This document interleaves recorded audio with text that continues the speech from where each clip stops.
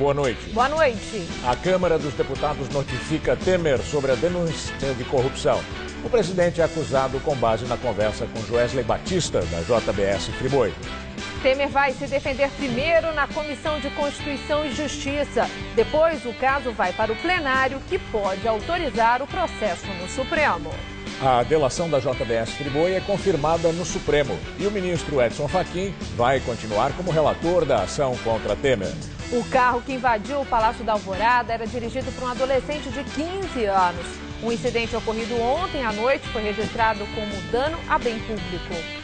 O prefeito Dória afirma que a privatização do Pacaembu não vai afetar aspectos históricos do estádio. O local vai ser destinado só ao esporte e o Museu do Futebol vai ser mantido. A Justiça manda prender 96 PMs do Rio por ligação com o tráfico. O esquema de cobrança de propinas renderia R$1 milhão por mês. O Jornal da Gazeta está no ar.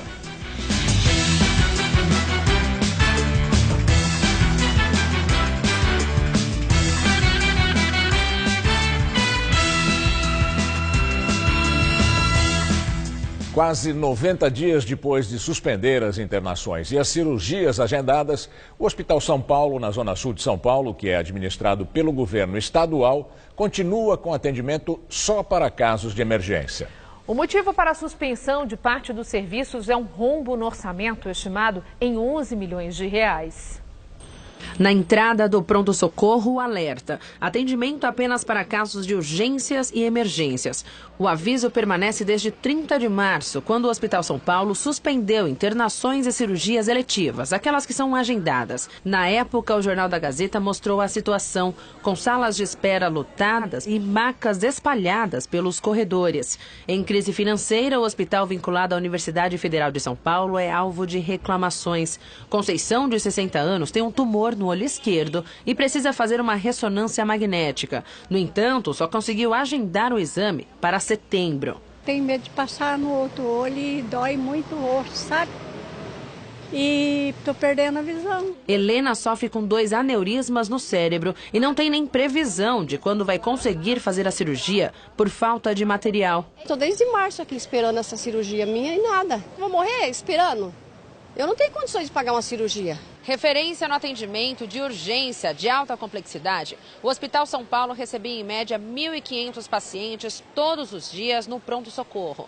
Com as portas do PS fechadas desde 30 de março, a procura por atendimento como um todo aqui no hospital tem diminuído. 44.326 pessoas foram atendidas no pronto-socorro do hospital nos últimos 90 dias. Só em março foram 35.275 atendimentos, ou seja, fazendo a média diária, cerca de 1.137 atendimentos. Somando os números de abril, maio e junho, a média despenca para 492 pessoas atendidas por dia.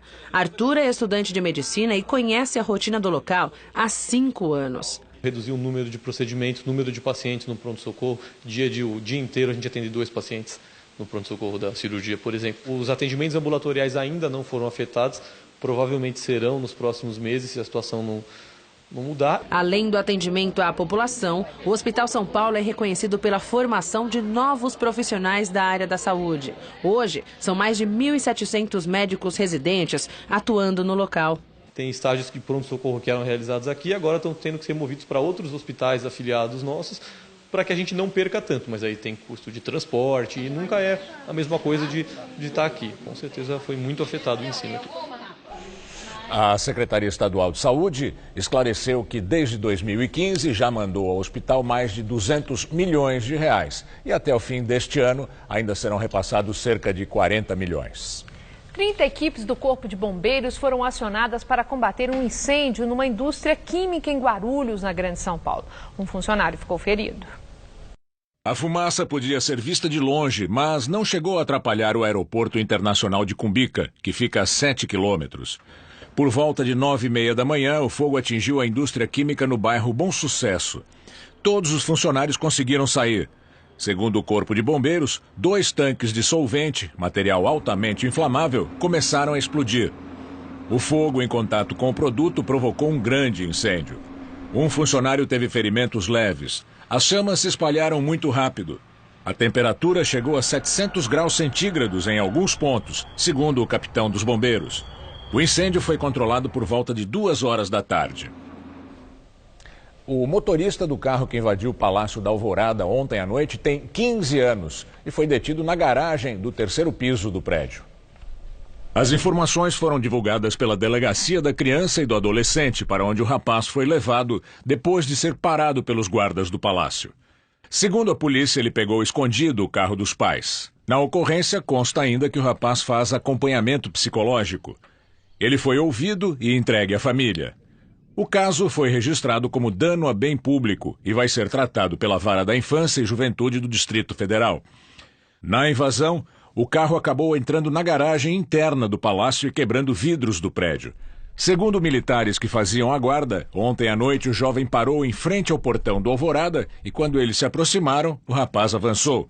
Ele derrubou uma grade, invadiu a área restrita, andou por todo o gramado e só parou depois que os militares dispararam contra o carro.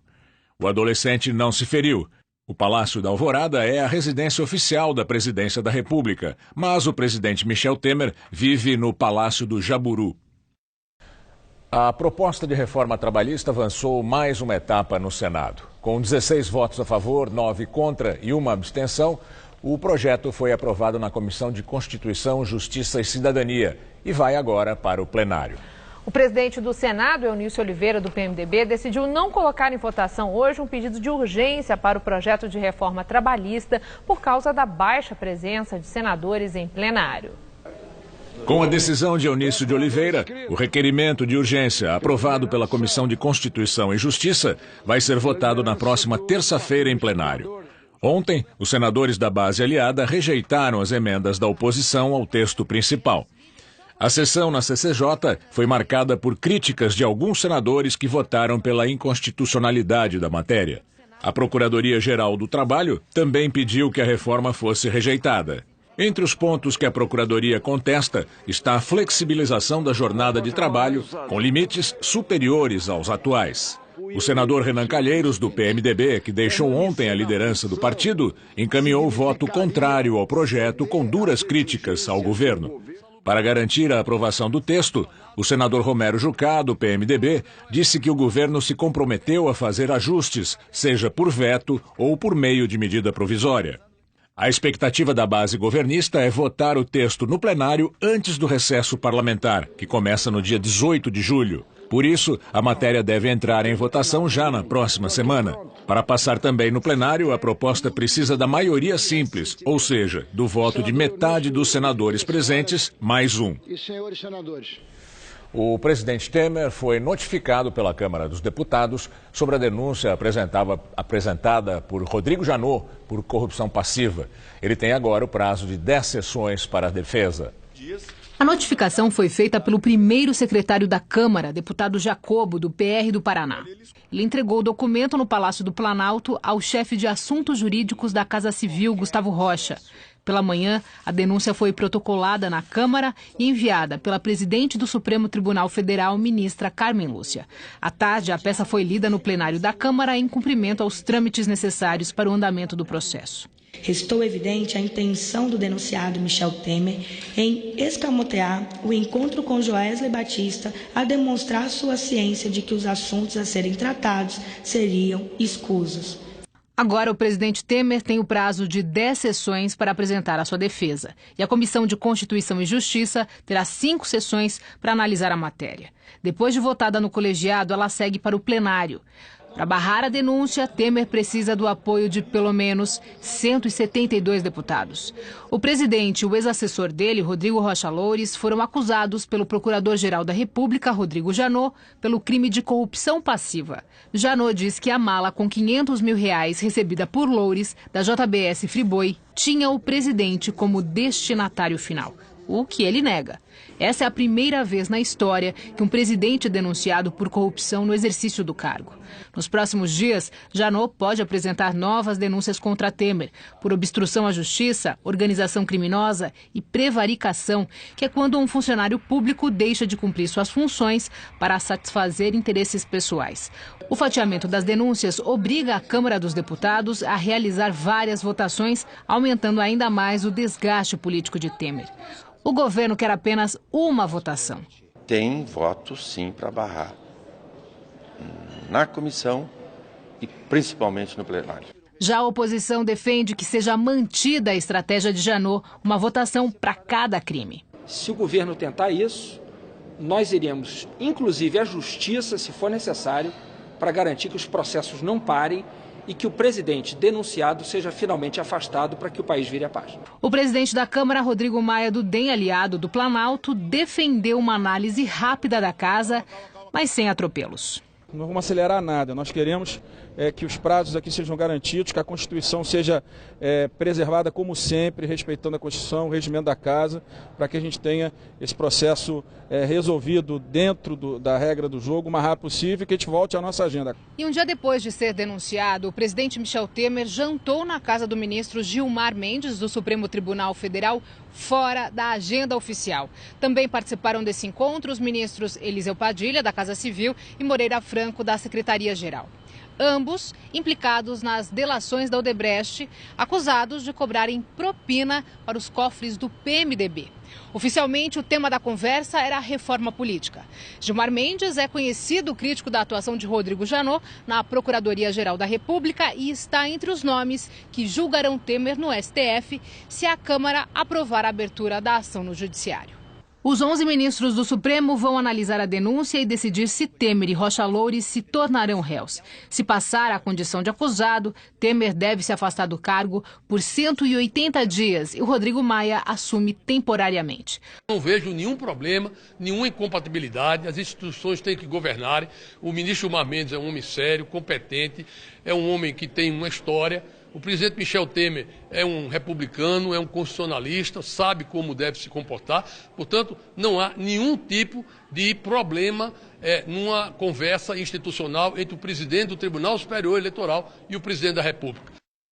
E agora o comentário de Josias de Souza, direto de Brasília. Ele fala sobre a denúncia contra o presidente Temer. Apenas 10 meses depois do impeachment de Dilma Rousseff, o Brasil está novamente às voltas com um processo que pode resultar na queda do presidente da República, dessa vez por crime comum, corrupção passiva. Michel Temer foi notificado formalmente e terá de apresentar sua defesa à Câmara. Há muitas maneiras de definir democracia, mas no Brasil a única definição possível parece ser a seguinte: democracia é um sistema político que saiu pelo ladrão. Nesse sistema, a eleição se transforma numa espécie de loteria sem prêmio. O eleitor vira um sujeito condenado a optar entre o lamentável e o impensável. O voto se converte num equívoco renovado de 4 em 4 anos. A isso se resumiu a democracia brasileira. Um regime em que todos têm ampla e irrestrita liberdade para exercitar a sua capacidade de fazer besteiras por conta própria. Desde a redemocratização, o brasileiro elegeu 4 presidentes da República: Collor, FHC, Lula e Dilma. Collor e Dilma sofreram impeachment. Uma taxa de mortalidade de 50%. Agora estamos diante do risco de uma segunda queda de presidente dentro do mesmo mandato. Um otimista dirá que isso prova que a democracia está cheia de vida. Um realista talvez conclua que a democracia brasileira é um sistema político com a cabeça a prêmio.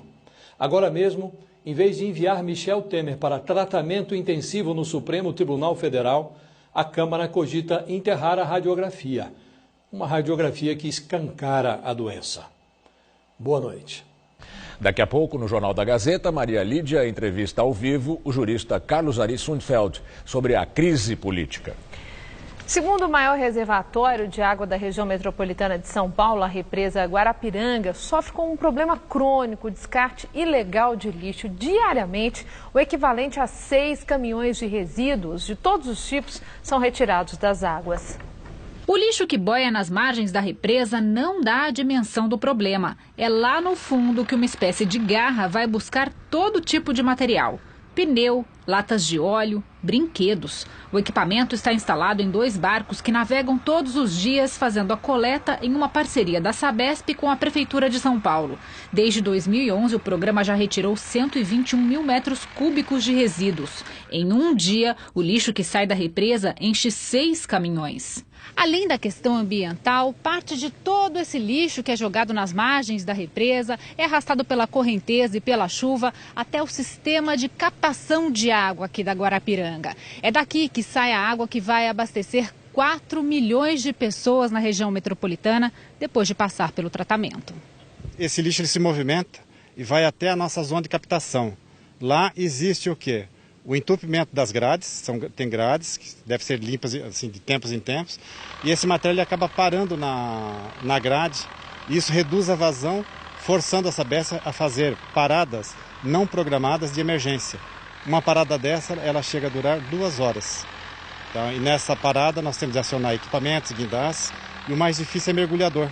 A represa tem 26 quilômetros quadrados e faz parte de São Paulo, Itapecerica da Serra e Embu-Guaçu. Muitas das margens foram invadidas e as águas também recebem esgoto doméstico. O problema é tão antigo que em 1999 o Parque Ecológico da Guarapiranga realizou um mutirão de limpeza e fez um museu com os achados na represa. A exposição, que é visitada por escolas da região, tem sofá, geladeira, impressora e até um carro. Durante o trabalho de pesquisa, as monitoras conseguiram montar um mapa do descarte irregular. Por exemplo, na região da Robert Kennedy, a conhecida Avenida Atlântica, muitos vidros, muitas PETs, porque lá são lugares de muita bebida alcoólica, bares e restaurantes. Na região do Aracati, era um lugar muito afastado dos outros bairros, então, assim, para a região ficava mais fácil para desmanches de carro, e então são os automotivos. A gente tenta tratar essa questão dos resíduos de uma maneira mais lúdica e mais didática possível, para conscientizar e muito mais sensibilizar eles da importância de colocar os resíduos nos lugares corretos, né, de depositar nos lugares certos, e também dessa questão da preservação e conscientização, né, preservação do meio ambiente. São Paulo teve hoje mais um dia de tempo aberto e à tarde fez até 25 graus. Pois é, mas agora à noite voltou a esfriar e o que todo mundo quer saber é quanto volta a chover por aqui, já que o tempo está bem seco, né? Vamos ver em detalhes a previsão para o Brasil e o estado de São Paulo com Mariana Armentano.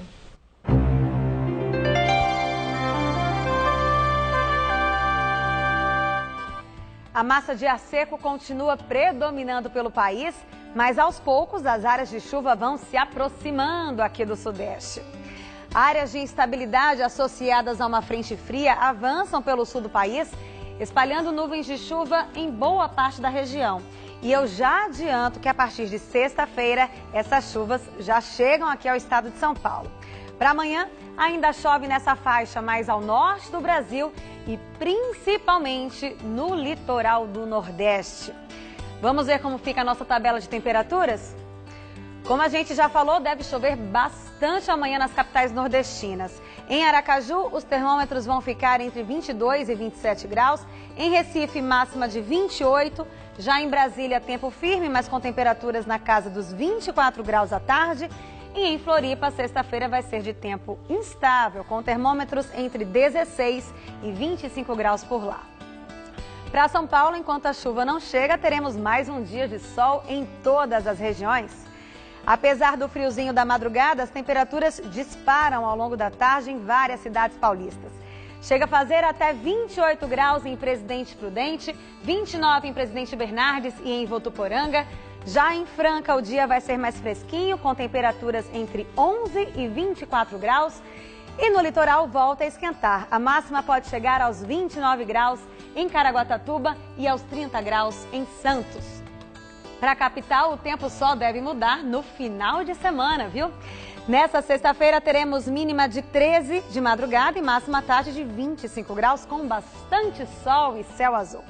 Já no sábado, a máxima cai para os 20 graus e pode chover principalmente a partir da tarde. E no domingo, a previsão é de tempo fechado, chuvoso e gelado, com mínima de 11 e máxima prevista só de 16 graus. No Rio de Janeiro, a maior operação da história do estado contra policiais corruptos prendeu 63 PMs e 22 traficantes. A operação foi realizada por agentes da Polícia Civil, do GAECO, do Ministério Público e da Corregedoria da Polícia Militar. Ao todo, foram expedidos 184 mandados de prisão preventiva, sendo 96 de policiais militares. A investigação começou a partir da delação premiada de um homem preso em fevereiro de 2016, que era apontado como uma espécie de gerente da propina do tráfico de São Gonçalo, região metropolitana do Rio. Os PMs presos são suspeitos de tráfico e de cobrança de propina de traficantes. Esses maus policiais, eles fechavam os olhos e deixavam que esses traficantes atuavam livremente para vender essas drogas e no final havia uma divisão de lucros e esses lucros eram mais de R$1 milhão por mês que era destinado para essa organização criminosa. É necessário que, principalmente no momento em que o país vive mergulhado numa crise ética e moral, esse exemplo seja dado e demonstrado à sociedade. Indicação de Raquel Dodge para comandar a Procuradoria-Geral da República avança no Senado. Hoje foi definido o nome do senador Roberto Rocha, do PSB do Maranhão, para relator da matéria na Comissão e Constituição de Justiça. O nome de Raquel Dodge foi definido ontem pelo presidente Michel Temer. Agora ela vai passar por uma sabatina na CCJ do Senado, o que deve ocorrer antes do recesso parlamentar previsto para começar no dia 18 de julho, segundo o senador Roberto Rocha, escolhido para relatar a matéria na comissão. Depois da CCJ, o nome de Raquel ainda precisa ser aprovado pelo plenário. Se isso acontecer, ela será a primeira mulher a comandar a Procuradoria-Geral da República na história da instituição. Raquel Dodge teve 587 votos. Foi a segunda mais votada na lista tríplice preparada pela Associação Nacional dos Procuradores da República. O primeiro colocado, com 621 votos, foi o atual vice-procurador eleitoral Nicolau Dino. Ele é próximo a Rodrigo Janot e defensor da cassação da chapa Dilma Temer no TSE. Já Raquel Dodge é vista como opositora do atual chefe do Ministério Público Federal, além de contar com o apoio dos líderes do PMDB. A escolha do segundo da lista foi uma quebra de tradição que começou nos governos Lula e Dilma, que sempre nomeavam o primeiro nome mais votado. Temer não era obrigado a seguir a indicação. Ele poderia, inclusive, escolher alguém fora da lista. Mas logo após assumir a presidência, Temer havia garantido que manteria a tradição. Os trâmites para a nomeação de Raquel Dodge foram feitos a toque de caixa. O anúncio veio poucas horas depois de o presidente Michel Temer receber a lista tríplice. Comenta-se nos bastidores que os próprios aliados o pressionavam para agilizar a indicação. O objetivo seria neutralizar as ações de Rodrigo Janot, cujo mandato termina em setembro e que acaba de denunciar Temer no Supremo Tribunal Federal por corrupção passiva. Mesmo fazendo oposição a Janot, Raquel Dodge já havia dado declarações de que vai dar continuidade aos trabalhos da Lava Jato. Ela ganhou notoriedade ao comandar a força-tarefa que mandou para a cadeia o ex-governador do Distrito Federal, José Roberto Arruda, no esquema que ficou conhecido como Mensalão do DEM. Raquel também atuou na condenação do ex-deputado Hildebrando Pascoal, que matou um mecânico com uma motosserra no Acre, em 96. Já em 2003, a subprocuradora-geral da República participou de uma ação que levou à prisão o presidente da Assembleia do Espírito Santo, José Carlos Gratz. No dia em que a primeira denúncia contra o presidente chega à Câmara dos Deputados, Michel Temer tem uma agenda cheia em Brasília.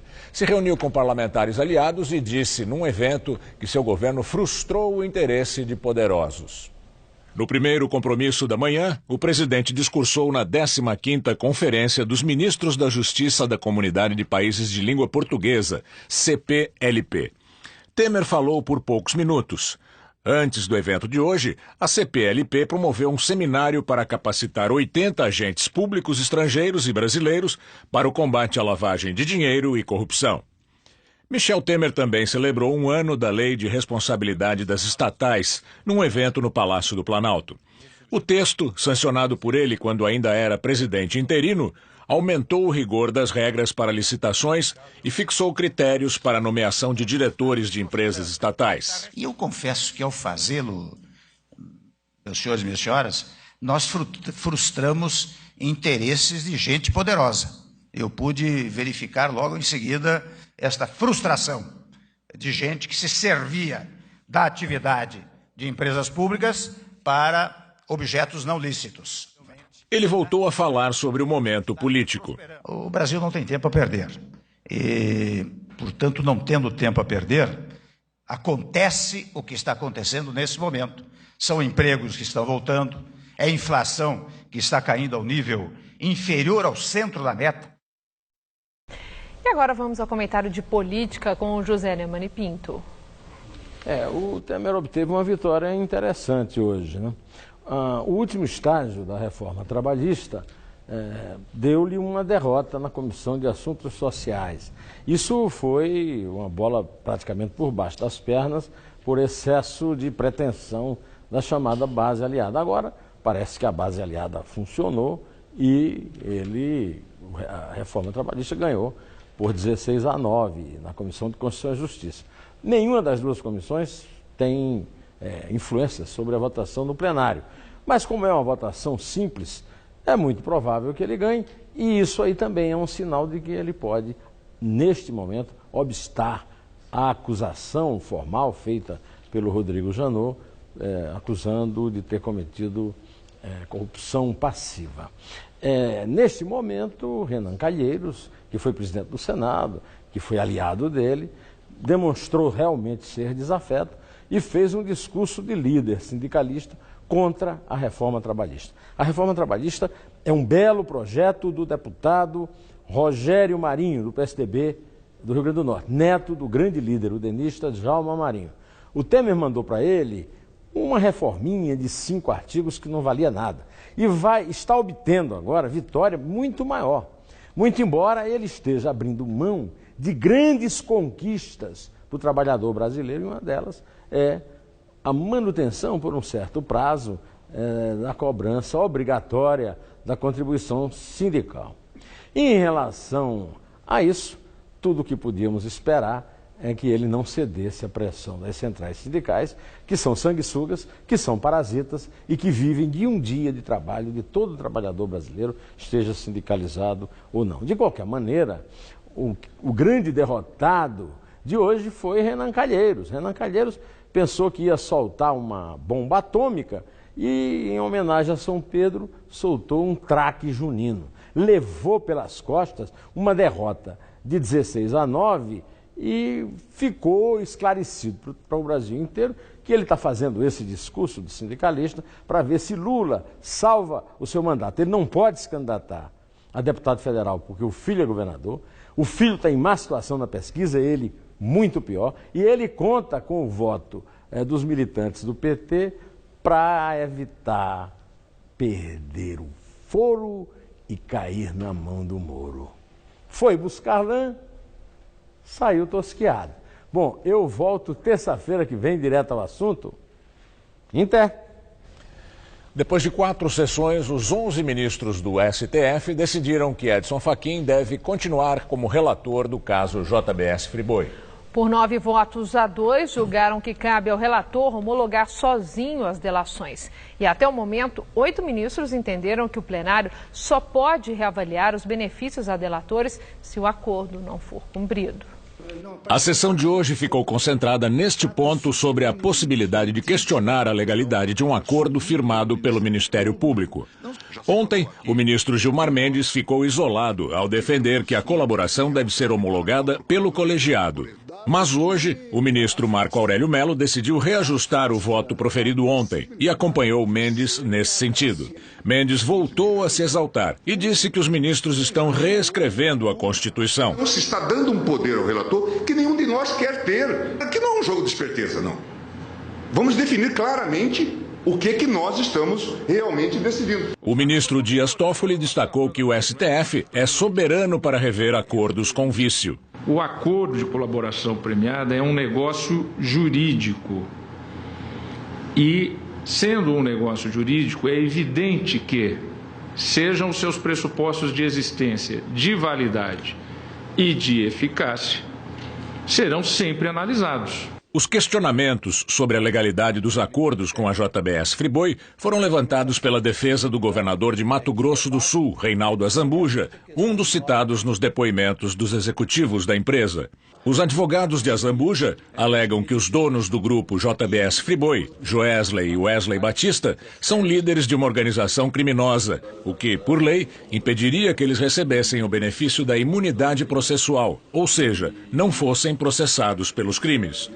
O Procurador-Geral da República, Rodrigo Janot, tem defendido a garantia de imunidade aos Batista, sob o argumento de que eles entregaram provas de crimes graves e levaram à investigação do presidente Michel Temer e de outros políticos. Em seu voto, a ministra Carmen Lúcia afirmou que o acordo da JBS Friboi foi homologado e não vai ter alteração. Para o bem ou para o mal, esse acordo não será revisto judicialmente, independente da decisão que aqui se tomasse, que fique claro, não por causa do Supremo e não por decisão do Supremo, mas por uma decisão do Ministério Público.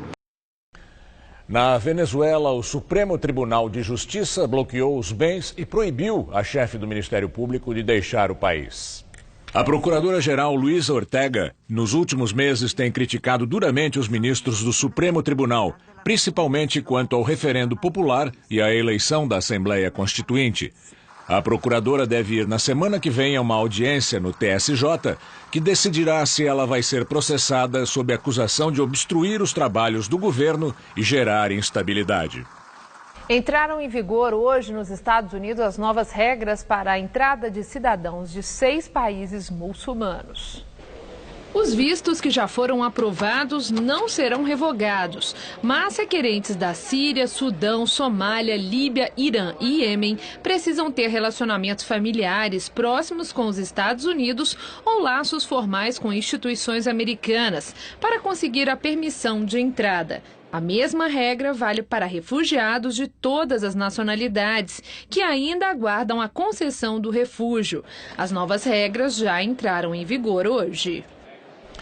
O terceiro homem da hierarquia da Igreja Católica é acusado de pedofilia pela polícia da Austrália. O cardeal George Pell é o responsável pelo controle das finanças do Vaticano. O cardeal Pell é acusado de abuso sexual de crianças quando era sacerdote em Ballarat, entre 1976 e 1980, e quando foi arcebispo de Melbourne, entre 96 e 2001. Segundo a polícia, o cardeal, que é a maior autoridade da Igreja Católica da Austrália, já enfrenta várias acusações de crimes sexuais. O cardeal negou as denúncias e se afastou do cargo no Vaticano para, segundo ele, montar a sua defesa e limpar seu nome. George Pell deve se apresentar na corte de Melbourne no dia 18 de julho para a primeira audiência do caso. Em tempos de crise está mais fácil a negociação para quem paga aluguel. O Índice Geral de Preços, o IGPM, vem registrando deflação nos últimos meses, o que também ajuda no acordo. Foi o terceiro mês consecutivo de variação negativa. O Índice Geral de Preços de Mercado fechou junho em queda de 0,67%. Com isso, o resultado foi deflação também no acumulado de 12 meses, de 0,78%. O IGPM é composto por indicadores que medem a inflação de quase todos os setores da economia. A exceção é para a parte dos serviços. Entram na conta produtos da indústria, o índice de preços ao consumidor, o custo da construção civil e de produtos agrícolas. Aliás, os que mais contribuíram para pressionar o índice para baixo. O ano passado a gente teve muitas perdas agrícolas, perdas de safras por razões climáticas. Esse ano o clima ajudou muito, praticamente todas as atividades agrícolas tiveram resultados muito positivos, muito maiores do que o ano passado. E aí, com esse aumento da oferta, o preço cai. A última vez que o IGPM ficou negativo no período de um ano foi em janeiro de 2010. E como o índice é usado para reajustar boa parte dos contratos de locação de imóveis, significa dizer que o aluguel pode ficar mais barato para quem for renovar o acordo agora. Pela regra, um aluguel de R$1.000, com retração de 0,78%, seria renovado em julho por R$ 992,20. Mas vale o bom senso, recomenda o economista, já que nesse mercado, há algum tempo, os preços já vêm sendo negociados para baixo. Porque também tem épocas que o IGPM sobe muito, né? E muitas vezes o inquilino vai lá ao proprietário e fala, vamos negociar. Por exemplo, ano passado, nessa mesma época do ano, o IGPM estava subindo 12% e o desemprego já era muito grande. Muitos proprietários aceitaram, é melhor ter um inquilino pagando um pouco menos, mas pagando em dia, que ficar com o apartamento vago. A equipe econômica do governo anunciou hoje as novas metas de inflação para 2019 e 2020. É a primeira vez que desde 2005 que o governo muda a meta. Segundo o ministro da Fazenda, Henrique Meirelles, ao fazer o anúncio, o governo quer enquadrar o Brasil nos padrões internacionais e garantir maior poder de ação do Banco Central no controle da inflação de longo prazo. O anúncio das metas foi feito hoje pelo presidente do Banco Central, Ilan Goldfein, o ministro do Planejamento, Diogo de Oliveira, e o ministro Henrique Meirelles da Fazenda. Segundo eles, para 2019, a meta da inflação será de 4,25%, com tolerância de 1,5% para mais ou para menos do centro da meta. Em 2020, as projeções foram baixadas para 4% ao ano, com o mesmo patamar de tolerância dos outros períodos. A meta de 2018 continua em 4,5%, patamar fixado pelo Banco Central desde 2005. Porém, para os anos seguintes, deve haver uma redução gradual, segundo a equipe econômica. É exatamente esta a mensagem fundamental, que é uma mensagem, de um lado, de firmeza, de convergência gradual da inflação, consistente, para padrões internacionais, mas, ao mesmo tempo, assegurando o pleno crescimento dentro do potencial e assegurando a continuada queda do desemprego, de novo, para padrões históricos e internacionais e, cada vez mais, assegurando a manutenção do poder de compra da população através de inflações controladas, ancoradas na meta, e gradualmente convergindo para patamares consolidados e consagrados. Vamos agora ao comentário de economia com Denise Campos de Toledo. A meta de inflação aqui no Brasil é elevada para os padrões internacionais. Outros países que adotam esse sistema têm metas de 2% a 3,5%. A questão é que aqui tem indexação, desequilíbrio das contas públicas, que tornam mais difícil ter uma meta menor. Só que agora há uma queda mais intensa da inflação, reflexo da recessão, da fraqueza do consumo, da boa safra de alimentos. Tudo isso acabou quebrando um pouco o esquema de reajustes. Até os serviços estão cedendo. Se tivermos 2 ou 3 anos de inflação baixa, o gatilho de reajustes perde força. A inflação este ano pode ficar abaixo de 3%. Para 2019, que é quando muda a meta, a previsão já é de 4,25%. E não é uma mudança tão grande assim, de 4,5% como é hoje para 4,25%. Como salientou também na entrevista o presidente do Banco Central, Ilan Goldfein, a diferença é que a meta de inflação mais baixa mexe com as expectativas. A expectativa de inflação menor muda até a curva de juros. Se a inflação estiver acomodada, não há necessidade de juros mais elevados. Para isso, é preciso construir um ambiente que dê confiança no cumprimento da meta. Aí vem a necessidade de uma reestruturação também das finanças públicas, que viabilize a geração de superávites. O desequilíbrio fiscal pesa bastante na inflação e as contas públicas continuam batendo recordes de déficits, como o de mais de 29 bilhões de reais registrado em maio, que foi divulgado hoje. Na verdade, pode ficar uma tarefa difícil para o próximo governo: reduzir as despesas para respeitar os limites da PEC dos gastos e também para garantir essas novas metas de inflação. Mas essa equipe gosta de desafios e vai tentar levar adiante até a reforma da Previdência, mesmo em meio à crise política. Eu volto na segunda. Até lá. O prefeito de São Paulo, João Dória, do PSDB, afirma que a privatização do estádio municipal Paulo Machado de Carvalho, o Pacaembu, não vai afetar os aspectos tradicionais e históricos do prédio. Além disso, Dória afirma que ao conceder o estádio e o Clube Municipal Iniciativa Privada, haverá uma economia anual de 9 milhões de reais aos cofres públicos. A Prefeitura garante que a finalidade do estádio não vai ser alterada, ou seja, ele deverá ser usado apenas para fins desportivos, como os tradicionais jogos de futebol. Não haverá mais shows ou outros eventos no Pacaembu. Também o Museu do Futebol continua na Praça Charles Miller. Na madrugada desta quinta-feira, em primeira votação, os vereadores paulistanos aprovaram o projeto de lei que autoriza a gestão Dória a entregar o estádio para iniciativa privada. Foram 37 votos a favor, 10 contra e uma abstenção.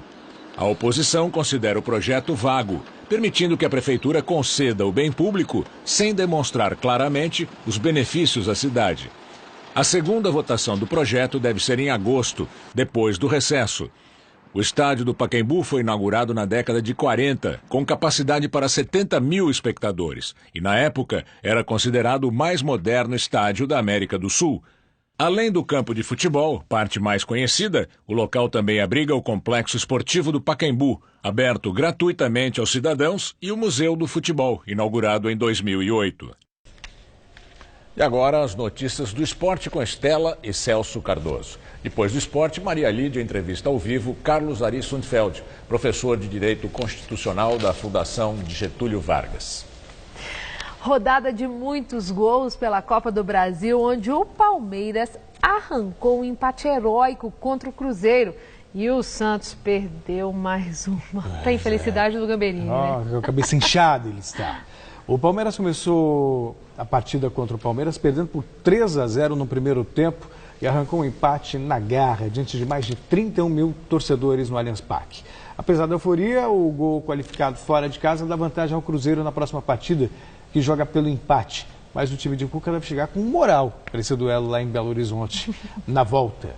Já o Santos sucumbiu à pressão do Flamengo na Ilha do Urubu e perdeu de novo. Vamos aos gols da Copa do Brasil.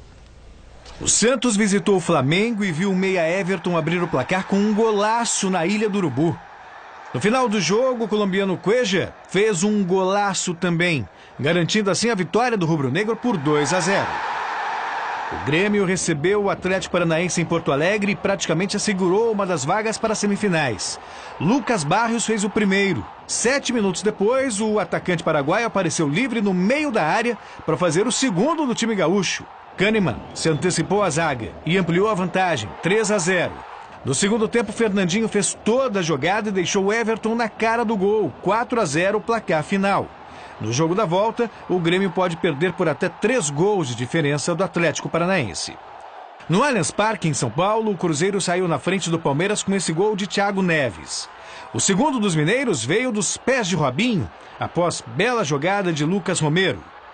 O Cruzeiro ampliou com Alisson numa rápida jogada pelo meio, 3-0, isso tudo no primeiro tempo. E quando tudo parecia perdido, o Palmeiras resolveu reagir.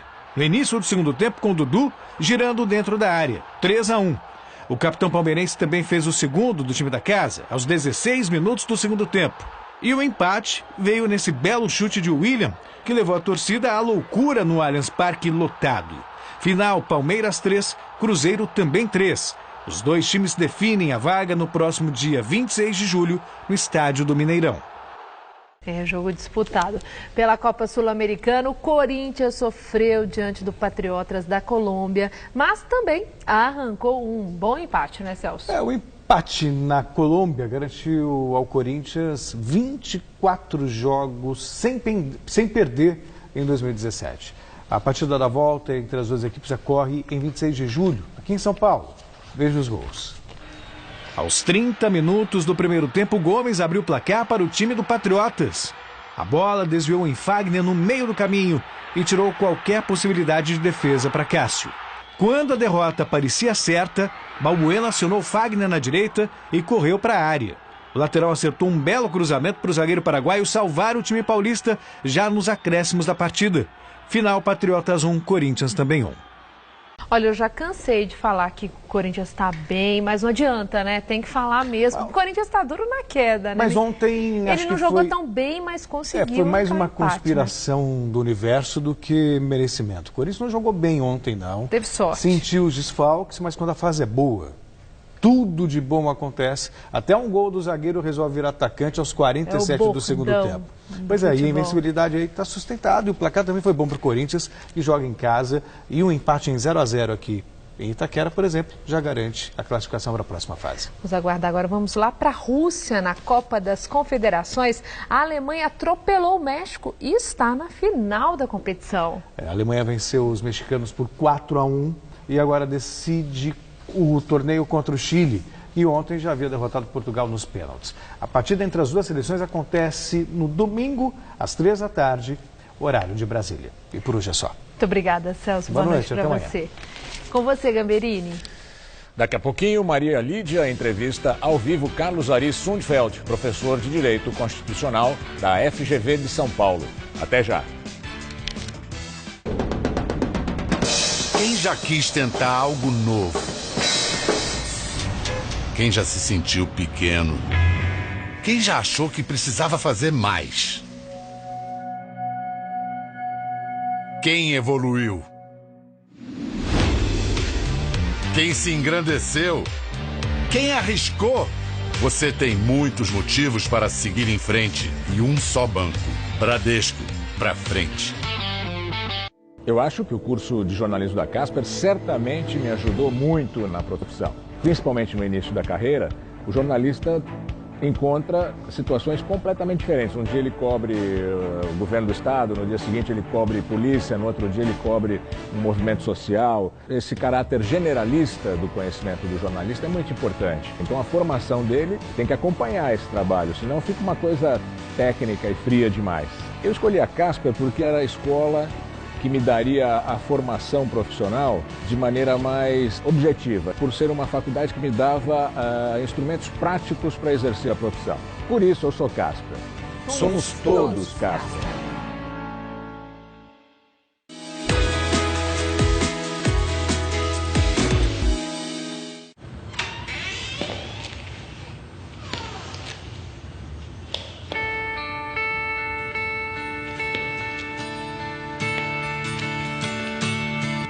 Been so long since the last time I saw your face.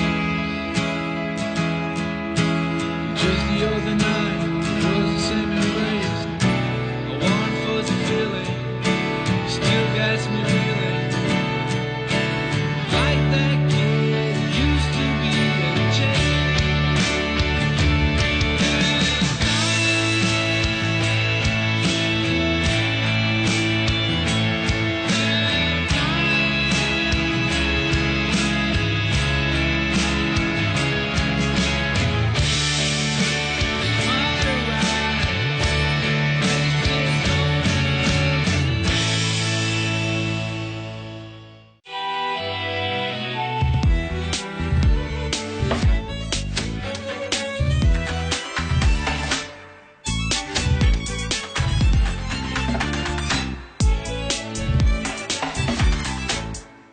A arte transformou o mundo e vai transformar você. Chegou a coleção Folha O Mundo da Arte. Todo domingo um livro por R$19,90 cada. Na compra do primeiro volume, grátis o segundo. 25 de junho nas bancas. Colecione. A partir deste domingo tem novidade na área. O tetracampeão mundial Miller agora faz parte do time do Mesa Redonda. Confira ainda os gols e as polêmicas que agitaram a rodada, com comentários precisos dos craques do futebol debate. Mesa Redonda, neste domingo, 9 da noite.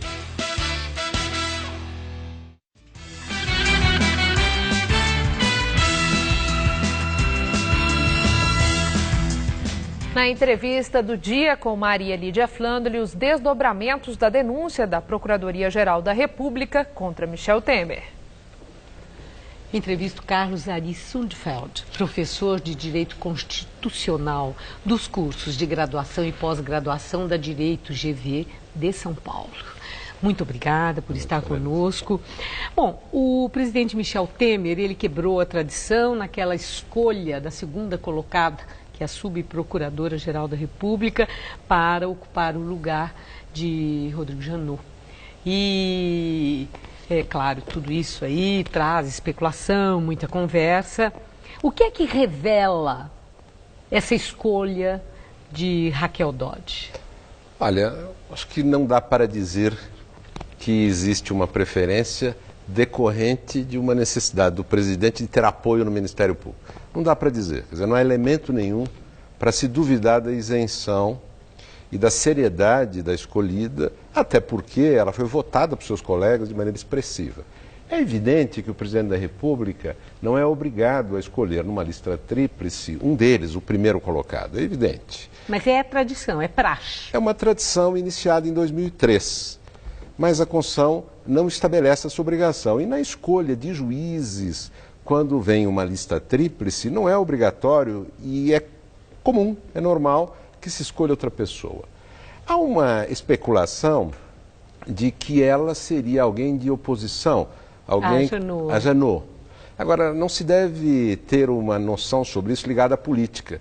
Essas disputas internas corporativas podem ter mais a ver com o interesse de ocupar o lugar dele para ter o papel que ele vem tendo. Agora, para uma pessoa que vai ocupar um cargo, né, dessa importância, Procuradora-Geral da República, o fato da indicação ter acontecido nas circunstâncias atuais, no momento de confronto, de guerra aberta do presidente da República com o Procurador-Geral da República e o fato dela ser considerada e apadrinhada pelo ministro Gilmar Mendes e Temer ter quebrado a tal praxe, a tal tradição e não escolheu o primeiro da lista tríplice, isso não pode estigmatizar a futura Procuradora-Geral como um perfil de alguém governista?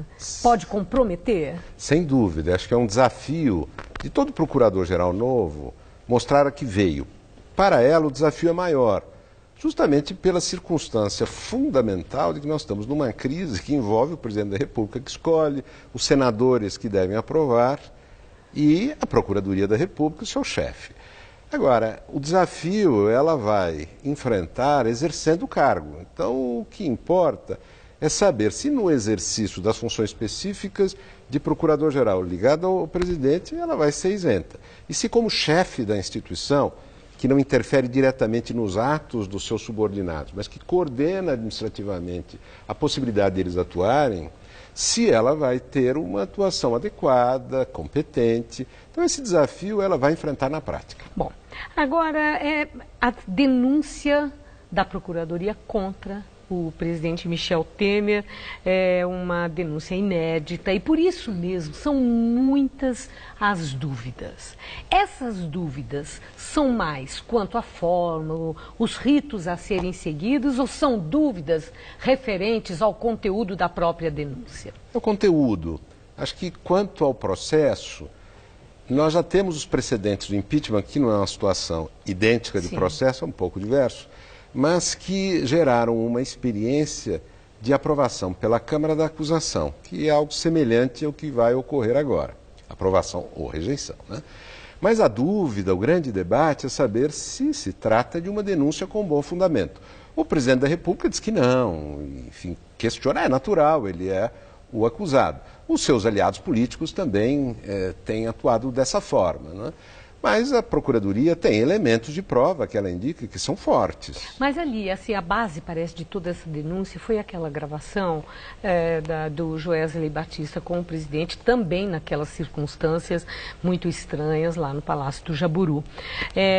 Mas a pergunta é se o conteúdo dessa gravação é uma prova cabal, inquestionável, que o presidente tenha cometido a tal da corrupção e se é uma denúncia consistente ou apenas inferência dos peritos da Polícia Federal, aqueles que constataram que não houve edição. A crítica à gravação, que tem sido feita até pela defesa do presidente, é no sentido de que haveria interrupções. Ele não critica o conteúdo não interrompido, né? E no mais ela diz que é uma gravação que, por ter essa falha, não pode ser usada em nada. Mas o que o tribunal vai ter que apreciar é se essas interrupções comprometem o uso das frases que estão intactas. E há frases graves para o presidente da República em relação à acusação de corrupção. Qual é a principal? É quando ele manda o Joesley se entender com Rodrigo Rocha Loures, um mero deputado, não um ministro, para resolver questões da JBS. E justamente este veio depois a ser apanhado recebendo dinheiro de Joesley. Que, segundo Janot, presumivelmente seria dinheiro destinado a Temer. E Temer, naquele pronunciamento recente, o último dele, ele faz o questionamento. Cadê a prova de que aquele dinheiro foi entregue para ele? Isso, bom, não foi entregue porque ele devolveu, não teve tempo. Sim, que era para ele. Quer dizer, é inferência também? Não, sem dúvida, falta esta demonstração de que o dinheiro foi parar nas mãos do presidente da República. Mas existem ligações anteriores, é isso que o procurador-geral alega, ligações anteriores do presidente da República com Joesley. Por exemplo, o uso do avião particular, que o presidente negou no primeiro momento, e depois foi demonstrado, ele teve que reconhecer que utilizou e não deu uma explicação para isso. Então há um conjunto de elementos que é claro que o Supremo Tribunal Federal vai avaliar e, além disso, nós não podemos esquecer isso. O que se está propondo é uma denúncia que vai gerar um processo no qual novas provas podem surgir. Pode surgir delação, pode surgir prova, um testemunhal de pessoas que não são delatores, mas que conheçam fatos ligados à relação do presidente da República com Rocha Loures e que sirvam para absolvição do presidente, a demonstração de que ele não tem nada a ver com isso, ou, ao contrário, a sua condenação. Certo. E no seu entender, considerando duração de processos, todo o rito, procedimentos, e num processo, né, que poderá se multiplicar com as outras denúncias, né, em função do tal do fatiamento, que parece ter sido a opção de Janot. Isso é uma situação que pode favorecer a que Michel Temer fique até o final do mandato, porque essa coisa é coisa que se arrasta? Sem dúvida. O elemento central de Michel Temer é ter apoio da base parlamentar para rejeitar a acusação liminarmente. Esse é o grande poder que ele tem. Então, ainda que haja várias acusações submetidas à Câmara, ele pode barrar isso e com isso ele vai ficando. Vai ficando. Muito obrigada por sua entrevista. Uma boa noite. Gamberini. O Jornal da Gazeta termina aqui. A edição de hoje pode ser vista no site do Jornal da Gazeta. Mais notícias você acompanha na nossa edição das 10. Uma boa noite para você. Boa noite e até amanhã.